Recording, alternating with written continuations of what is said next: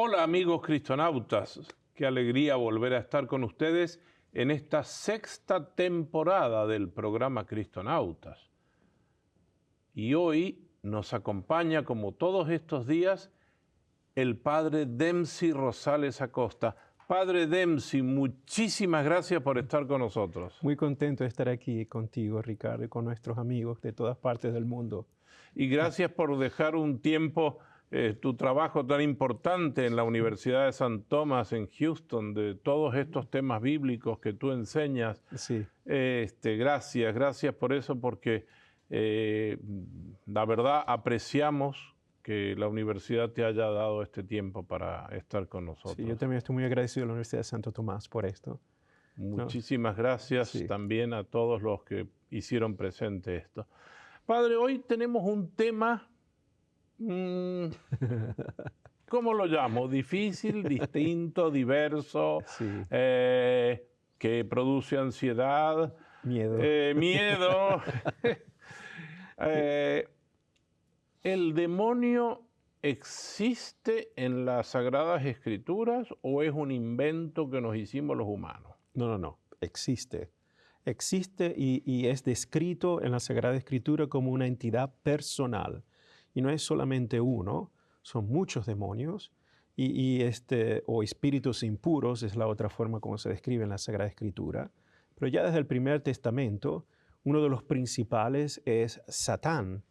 Ya en el Antiguo Testamento, en la primera alianza, se habla de Satán. Satán es uno que está entre los hijos de Dios, entre los ángeles creados por Dios, ¿no? Pero también, a los ángeles también en el Antiguo Testamento, por ejemplo, en el libro de Job se les dice Bene Elohim, los hijos de Dios. Y entre los hijos de Dios está Satán. Interesante. Y ¿Sería Satán, el mismo Lucifer? Sí, algunas tradiciones de la iglesia, padres de la iglesia lo identifican con el mismo Lucifer, este ángel de luz, ¿no? Que hace luz, pero que luego se rebeló contra Dios, ¿no? Pero en la Sagrada Escritura se le llama Satán. Por ejemplo, en el libro de Job, literalmente así es como se pronuncia en hebreo, Satán. Satán es el nombre, pero también hay un verbo, está el verbo Satán en hebreo. Se pronuncia igual, pero la diferencia es la A, ¿no? Cuando es verbo, la A, la última es más breve, Satán. Y Satán significa acusar, dividir, ser opositor, ser enemigo, ¿no? Interesante este tipo de connotaciones al verbo. Y Satán como nombre es el opositor, el que acusa, el acusador, el que dice, Ricardo hizo esto, Ricardo esto y lo otro, ¿no? El que hace evidente cosas negativas para destruir armonía. Es como lo que está descrito en el libro de Job. Sí. Job era un buen hebreo. Exacto. Vivía de acuerdo a la ley de Dios. Muy piadoso, amaba al Señor con todo su corazón. Y dice el texto, ya en el capítulo 1, que Dios está en el cielo, el Señor omnipotente, en su trono, y está rodeado de los Bene Elohim, de los hijos de Dios, son los ángeles, arcángeles. Y viene en esa asamblea celestial, viene Satán, después de dar vuelta a todo el mundo, dice el texto, y se aparece. Y es Dios, y ahí es donde está la cosa interesante, es Dios quien le dice a Satán, has venido, ¿no?, a dar la vuelta a todo el mundo. ¿Has visto a mi siervo Job? Es Dios quien le pone a Satán, a Job, para que lo comience a ver. Qué bueno que es fantástico. Y Satán, no, pero si lo pones a prueba, vamos a ver qué bueno es. Entonces ahí es cuando comienza esta dinámica extrañísima. Para nosotros es muy extraño, especialmente para nosotros católicos, cristianos del siglo XXI, pensar, ¿y esto por qué? ¿Cómo es que sucede esto? Pero tenemos que meternos en la espiritualidad del Antiguo Testamento. Eso. Muy importante. La espiritualidad del Antiguo Testamento siempre va a hablar de Dios como el supremo y único bien. Absolutamente, Dios es absoluto y no hay nada igual o superior a Él. E incluso Satán, que es uno de los ángeles que luego se rebeló, ¿sí? es una de sus criaturas. E incluso Satán, en el libro de Job, que es muy interesante, no hace nada malo sino Dios no lo permite. Es Dios quien permite a Satán tentar a Job en su plan divino, que es misterioso. Es un libro muy fuerte, es un libro muy duro, es un libro que ha creado inmensas cantidades de páginas tratando de definir, de evaluar, de meditar la función del sufrimiento, el plan divino de Dios en el sufrimiento humano, las tentaciones, etcétera, etcétera. Pero esencialmente es inconcebible para un autor sagrado del Antiguo Testamento o de la Primera Alianza en la Antigüedad pensar que incluso Satán puede actuar fuera del designio de Yahvé. Fíjense la importancia tan radical de cómo se ve a Dios, esa manera tan absoluta. Bueno, el Job, pobre Job, ha ido pasando prueba tras prueba tras prueba, perdiendo todo, perdiendo su familia, sus Exacto. bienes, etcétera. Pero tenía unos 3 amigos que eran más Sí. que amigos, eran Sí, enemigos. porque los diálogos sapienciales de Job, incluso la mujer de Job es muy significativo, porque la mujer de Job decía, bueno, termina de maldecir a Dios porque ha hecho una injusticia o tú has hecho algo malo y muere y basta y se acabó. Y Job se rehúsa porque él dice, no he hecho nada malo, no he hecho nada malo. Pero en la mentalidad común es, para recibir tantos castigos, tuviste que hacer algo malo. Por tanto, toda esta tentación, o niegas a Dios o reconoces que lo malo que ha hecho. Y allí es cuando comienza todo este drama. Al final, Job nunca hizo nada malo. Es prácticamente el misterio del sufrimiento y de la tentación del sufrimiento que nos lleva incluso a negar a Dios. Pero la perseverancia al final nos hace ver de nuevo, ¿no? La presencia de Dijo Dios. algo que me llamó la atención. El sufrimiento en la tentación y la tentación que lleva al sufrimiento. Exacto. O sea, es como se retroalimentan el uno al otro y el sufrimiento que nos lleva a la tentación absoluta de negar a Dios y rechazar a Dios y cortarnos definitivamente de su amor. Pero al final Job perseveró y al final Dios le habló y le bendijo muchas más veces de lo que tenía primeramente, ¿no? Es decir, la historia de Job termina bien. Sí. Porque ha pasado todas las penurias, pero puede ser también un paralelo de todas las penurias de la pasión del Señor que después sale resucitado. Sí, se puede hacer esa lectura alegórica. Pero, por supuesto, hay que hacer una observación. El libro de Job es muy complejo y uno piensa, cuando lo lee de manera veloz, ¿no? Dice, muy bien, Dios lo bendijo, perdió todos sus hijos y ahora Dios le dio más hijos que los que tenía antes, le dio más riquezas de las que tenía antes. Pero aquí, mis queridos amigos, y quiero ser muy honesto en este sentido, si alguien tiene un hijo, por ejemplo, ¿no? Y ese hijo muere, y después dentro de varios años tiene otros 2 o 3 hijos más, el sufrimiento de perder un hijo nunca se pierde. Nunca puede ser llenado, nunca puede ser consolado. Y ese es el gran misterio de Job. Todo ese dolor que sufrió, aunque si Dios lo bendijo 100 veces más, no hay una respuesta definitiva cómo sanar ese dolor de perder todos los hijos que había perdido, ¿no? Es increíble, pero la cosa es allí, en ese sufrimiento, en ese dolor, Job siempre fue fiel hasta el final. Esa es la idea, ¿no? La fidelidad y la perseverancia. Y la perseverancia de Job. Y eso es lo que hace Satán. Aunque si Dios le da el permiso, Satán tiene siempre la voluntad propia, la iniciativa propia o la manera como tentar, de tal manera de que él pueda cumplir su objetivo. Su objetivo es destruir la armonía y la relación de mi persona con Dios. Ok, perdón porque esto es muy importante. En definitiva, lo que usted acaba de decir, el objetivo que tiene el enemigo de Dios es destruir nuestra armonía con Dios y destruir el diálogo, la relación que nosotros tenemos con Dios. Exacto. Ese es su objetivo. Su objetivo primordial, que eventualmente lleva a la Y destrucción. es persona. Claro. No es no es el mal que anda dando vuelta como si fuera una energía mala que llaman ahora no, es los personal, de la New Age. Es personal, es racional, tiene estrategia, tiene planificación, habla, reconoce. Yo estoy dando todas las características de los demonios o de Satán según la Sagrada Escritura. Claro. Yo tal cual me estoy pegando a la Sagrada Escritura. Habrán otros teólogos que podrán decir muchas otras cosas, pero en la Escritura no, es muy claro, es personal.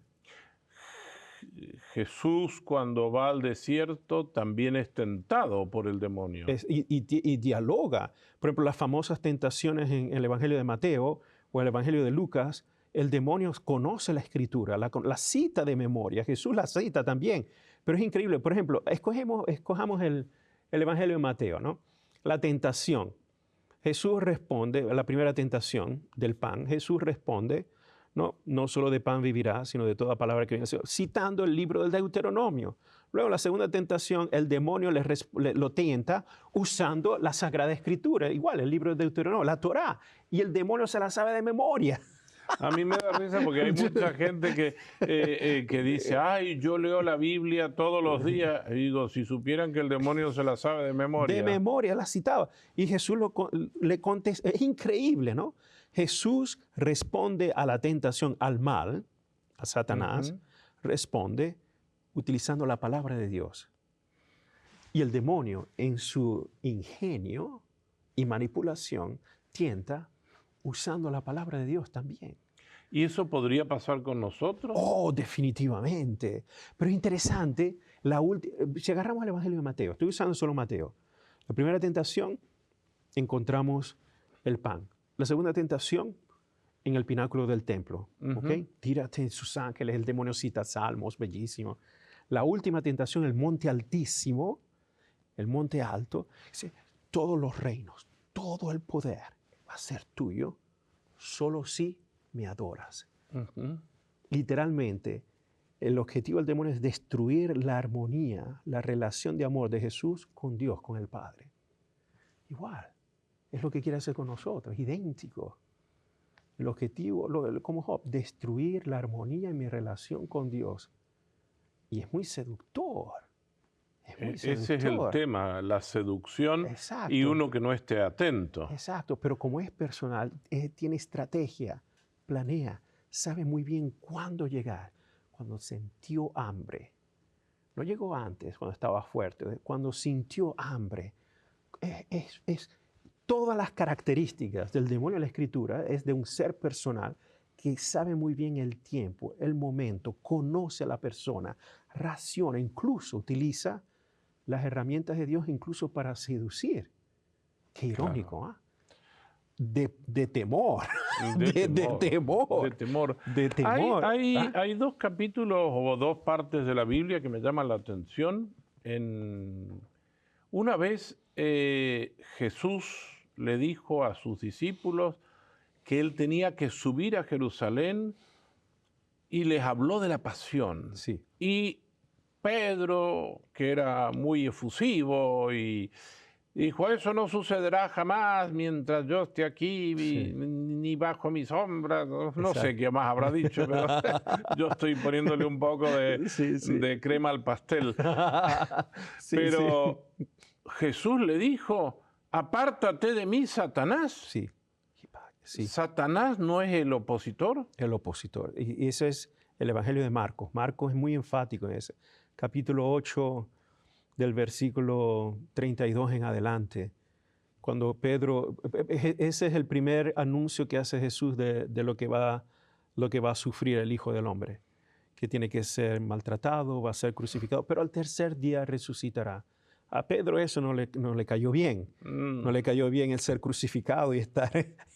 ese no es mi plan.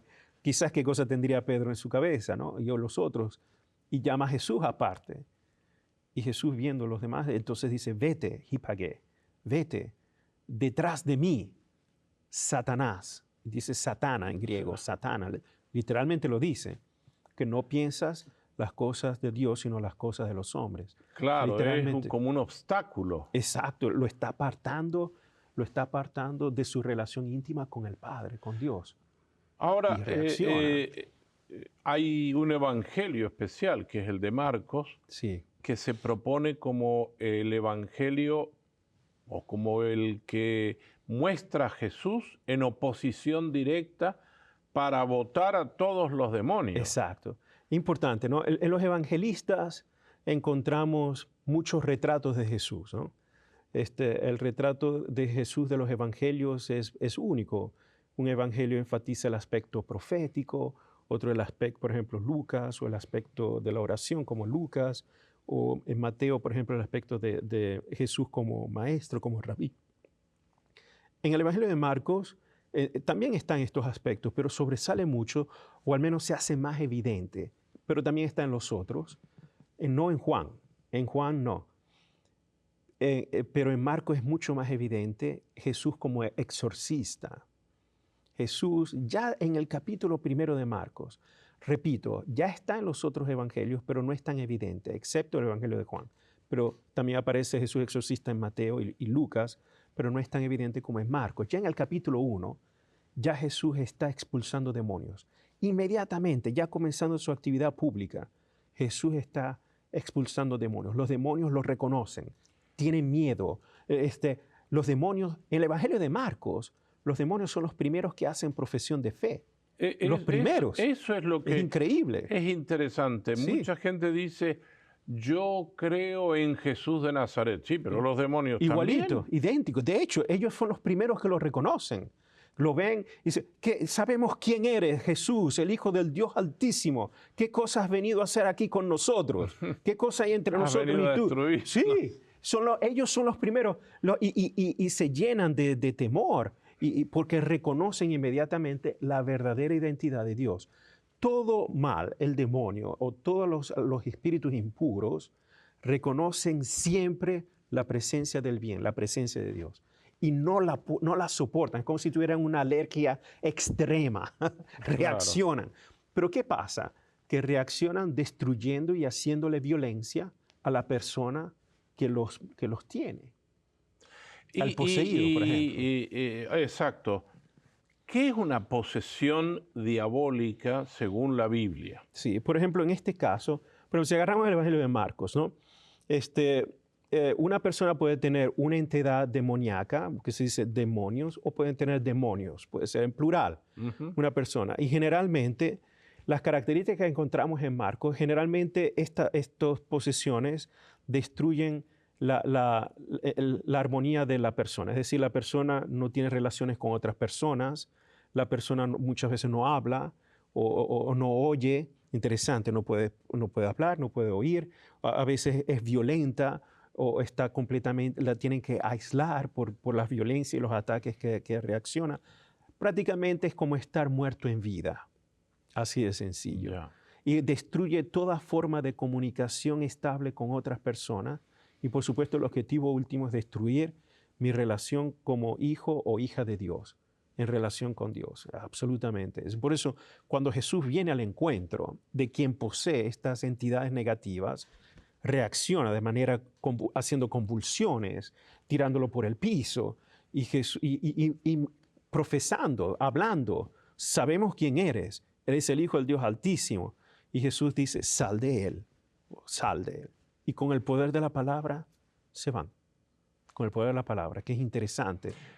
Entonces, Jesús es el exorcista por excelencia, que el mal no puede estar en la presencia de Dios, no puede.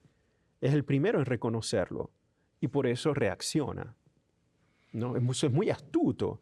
Y para que un demonio hable significa que es una entidad personal, reacciona, reconoce, habla, utiliza, manipula, destruye. No quiero irme de la Biblia, pero el cine, por ejemplo, hizo varias películas sobre exorcistas, sí, y han salido muchas cosas de estas. Sí. Pero yo no quisiera que nos centráramos en eso. No. Centrémonos en la Biblia. En la Escritura. En la Escritura. Porque cuando los demonios los expulsa Jesús, se van a los cerdos. El capítulo 5, el demonio de Gerasa. Está en la región de Gerasa, al norte, ¿no? Al norte. Sí, está el mar de Galilea está justamente al norte, sí. Sí, es una zona interesante. Por ejemplo, esa es una prueba de cuál es el objetivo. El objetivo en la escritura se dice daimona, demonios, o daimon, un demonio, o neumati akatharto, o espíritu inmundo. Se utilizan esas expresiones, ¿no? O neuma akatharton, espíritu inmundo. En griego. En griego, sí. Así es tal cual como aparece en la escritura, esas dos terminologías. Y por supuesto, Satanás. También el Evangelio de Lucas y Mateo a veces usan diabolos. Diabolos, en griego, diablo, ¿no? Y diabolos es la forma griega que significa dividir. Dividir. Diabolos es romper algo en la mitad, dividir algo completamente. Es destruir la unidad.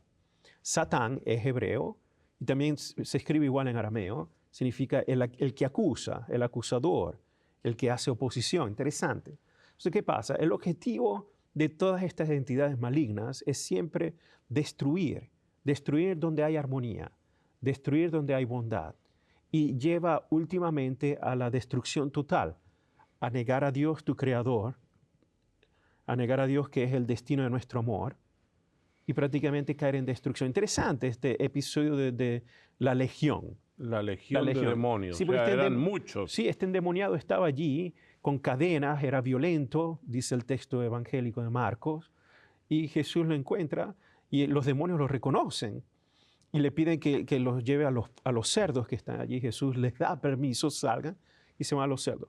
Pero no es que se quedan con los cerdos y se acabó, el objetivo es destruir.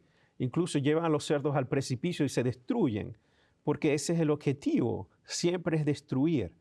Muerte, caos, son siempre las consecuencias del mal. Y después Jesús, cuando esta legión sale, porque son muchos, de esta persona, el pueblo quedó asombrado porque encontraron a este endemoniado, el que estaba poseído, en su sano juicio, sentado en armonía de nuevo, estando en contacto con el Señor, con todos. Y la gente, en vez de agradecer a Dios, oh, no, mejor te vas de aquí.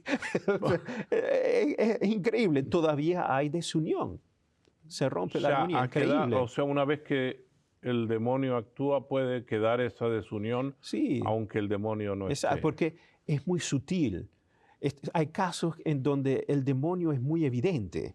Un caso de posesión, cuando lo vemos en las películas, vemos que alguien tiene todas estas transformaciones y habla en idiomas distintos y las voces. Sí, esos son casos extremos, ¿no? Pero que son evidentes. Pero la verdadera táctica del demonio o del diablo es muy sutil. Es tan sutil que a veces nos parece que se aparece como forma de bondad, como forma de algo bueno. Como dice la Escritura, tiene forma de ángel de luz. Sí, y es muy atractivo, es muy razonable, es lógico. Y cuando menos lo crea, ya está ahí dentro. Y es precisamente en esa sutileza que apenas se percibe, es cuando necesitamos verdaderamente el don del Espíritu Santo para discernir qué cosa viene de Dios y qué cosa no viene de Dios. Pero por eso me gusta mucho la tentación de Jesús en el desierto. ¿Por qué el demonio no lo tentó al comienzo de los 40 días? ¿Por qué esperó justo al final cuando tenía hambre? Claro. Cuando tenía hambre, muy sutil. Y era lógico que pudiera comer o que tuviera hambre. Exacto, y lo tienta precisamente por el estómago. Pan, ¿tenéis hambre? Pan. Justo en ese momento. Después se da cuenta, ok, la Sagrada Escritura. Yo también uso la Sagrada Escritura. Oh, suena lógico. Y esa es la táctica. Cuando menos lo pensamos, en la manera más sutil, incluso de la manera más inocente, por allí se mete. Y es una lucha constante, esta es nuestra lucha de cada día, ¿no? Padre Dempsey, yo sé que hay muchísimas oraciones y formas en las Sagradas Escrituras para ayudarnos a nosotros, que somos permanentemente, como dice San Pedro, creo que es como un león rugiente. Sí. Que está el demonio como un león que ruge detrás, pero sutilmente, siempre, atacándonos. para comernos, devorarnos. Eso. ¿qué recomendación nos daría en estos últimos minutos que nos quedan? Sí, por ejemplo, cada vez, a mí me gusta, y ya lo he mencionado antes, ¿no? Pero esa es mi espiritualidad personal, es siempre invocar el nombre de Jesús. Pablo dice que al nombre de Jesús toda rodilla se dobla, en el cielo y en la tierra. San Pablo. Y es verdad, cuando pronunciamos el nombre de Dios, el nombre de Jesús, y se hace presente, el mal no puede, no reacciona inmediatamente. Reacciona a la presencia de Jesús, reacciona. Y por tanto, de una u otra manera, si Dios está presente, aunque con dificultades que hayan, el mal no puede predominar, porque siempre es subordinado al poder de Jesús, como se ve en las Escrituras. Siempre está subordinado.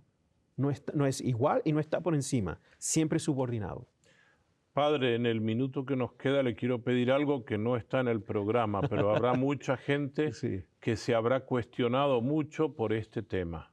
Okay. ¿Usted nos podría despedir con una oración para que en nombre de Jesús podamos recibir el Espíritu Santo de discernimiento sobre el bien y el mal? Claro que sí, claro que sí. Nos ponemos en la presencia del Señor y comenzamos en el nombre del Padre y del Hijo y del Espíritu Santo. Amén. Ven, Señor Jesús, llena nuestros corazones, está presente en nuestras vidas. Sé tú nuestro huésped permanente en todo lo que hacemos. Sé tú la presencia que nos ilumina, aparta todo mal de nuestras vidas y que nada malo nos pueda ocurrir y que nosotros no seamos instrumentos del mal, sino un instrumento de bien en todo lo que hagamos para tu mayor gloria. Te pedimos esto, Señor, por Jesucristo nuestro Señor. Amén. Amén. Y la bendición de Dios Omnipotente, Padre, Hijo y Espíritu Santo, descienda sobre nosotros y con nosotros permanezca siempre.